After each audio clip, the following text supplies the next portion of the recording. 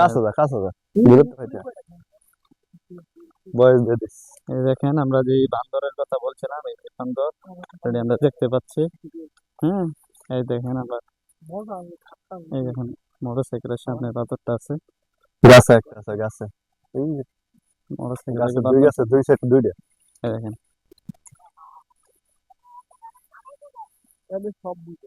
হুম, এই দেখেন অনেক বান্দর, যা যেটা আপনাদের বললাম যে পাথরে ভরপুর এইদিকে।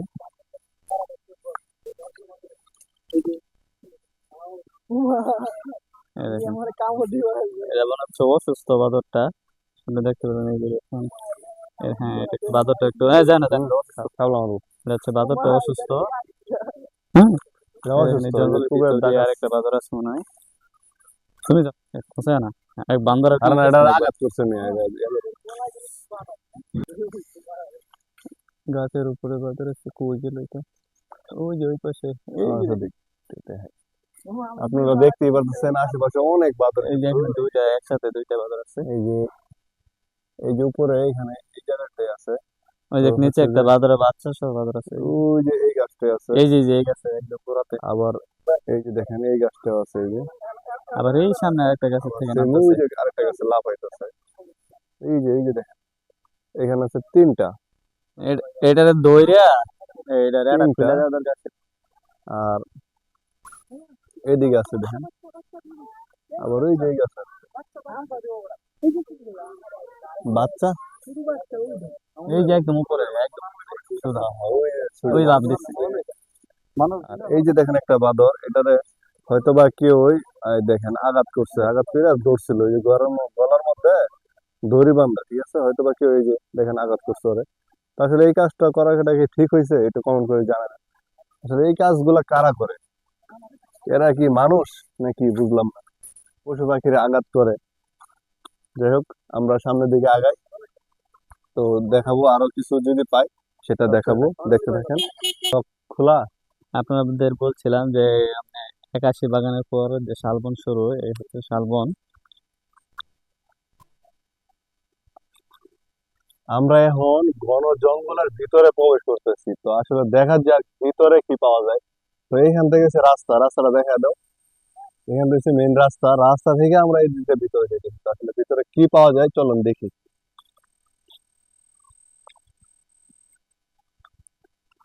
যদিও দুপুরের সময় হয়ে গেছে, আজান দিতেছে, আমরা হয়তো অল্প কিছুক্ষণ থাকবো, এরপর পর আমরা চলে যাব আমাদের গন্তব্যের দিকে। দেখা যাক, আপনাদেরকে দেখানোর জন্য আমি ভিতরে যাইতেছি আসলে কি কি পাওয়া যায় এর ভিতর।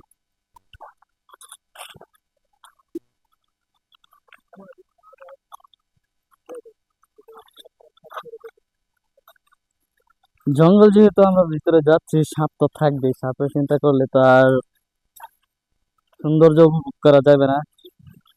তো আমরা এই রিস্কটা নিয়ে যাচ্ছি, দেখা যাক।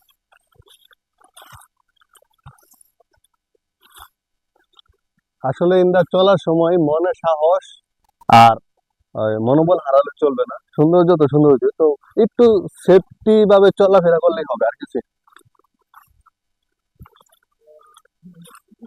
আমরা সরাসরি যে রাস্তা থেকে ক্রস করলে এটা হচ্ছে জঙ্গলের এই যে একটা কাটা, সাইট এরিয়া, এবং অল্প কিছু দূর গেলে আবার লোকাল দেখা মিলবে।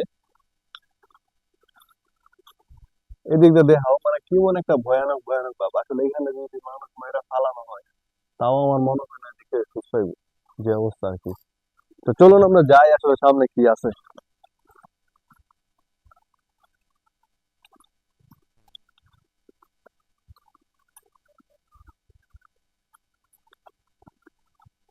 এইদিকে আবার একটু পাতলা আছে, হ্যাঁ। আমরা হাঁটতে হাঁটতে আবার লোকালের কাছে চলে আসছি সরাসরি।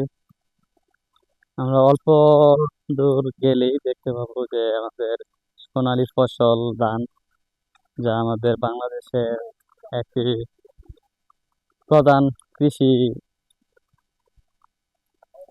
যদি আমরা ধরেন যে আমরা ওই জঙ্গলটা পুরোপুরি দেখাইতে চাই আপনাদেরকে, তাহলে অনেক সময় লাগবে, এত বড় করলে তো হবে না। তো আমরা শর্টকাট ভিডিও করতেছি। আর বিষয় হচ্ছে যে আমরা তখন আসলাম, সেটা কিন্তু একটা রাস্তা ছিল, আমরা রাস্তা দিয়ে আসলাম।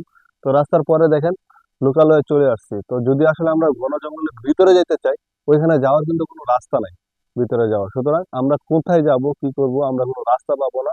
দেন আমাদের খালি হাঁটতেই হবে। দেন আমরা রাস্তা দিয়ে আসি দেখে চলে আসি। তো আপনারা ভিতরে যাওয়ার চেষ্টা করেন না, কারণ অনেক বিপদ হইতে পারে। তো যতটুকু দেখাইলাম এটুকুই দেখেন। আর এই যে লোকালয়ে চলে আসছে, দেখেন কি সুন্দর কৃষি ধান ক্ষেত।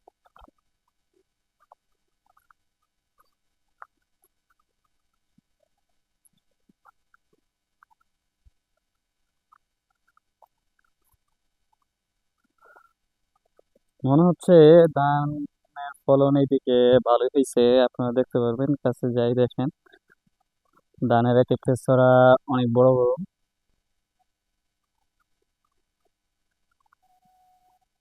যদি আমরা ভিডিওটা কন্টিনিউটি করি তাহলে অনেক বড় হবে। দেন আমরা এই পর্যন্তই রাখি, শর্টকাট। তো দেখা হবে নতুন কোনো ভিডিওতে। ততক্ষণ ভালো থাকবেন, সুস্থ থাকবেন। আল্লাহ হাফেজ।